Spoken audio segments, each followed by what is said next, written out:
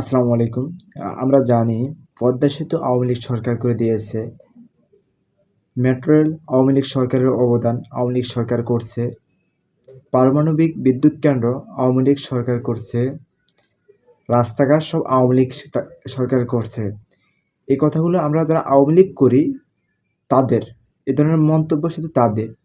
আর BNP, জামাত বা অন্যান্য দলগুলোর কথা হচ্ছে জনগণের টাকা। হ্যাঁ, সেটা আওয়ামী লীগ সরকার হোক বা বিএনপি সরকার হোক বা জামাত সরকারই আসুক, যে কোনো সরকারই আসুক না কেন, এটা জনগণের টাকাই হবে। এখন কথা হচ্ছে সে জনগণের টাকাটা কি সঠিকভাবে কাজে লাগানো যাচ্ছে কি না, সঠিকভাবে আমরা কি কাজে লাগাতে পারছি কি না, সেটাই বড় বিষয়।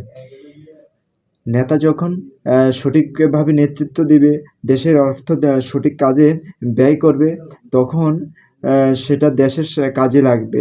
আর নেতা যদি পাচার করে, তাহলে সেটা দেশের কোনো কাজে লাগবে না। সেটা আমি যদি 70% কাজ করি, 30% খাই, তাহলেও তো দেশের কাজ করছি।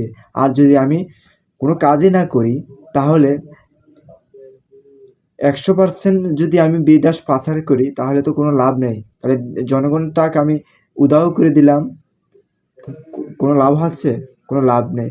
এজন্য জনগণের টাকা সব কিছু হবে। রাষ্ট্রের যত কাজ আছে সব কিছু জনগণের টাকা হবে।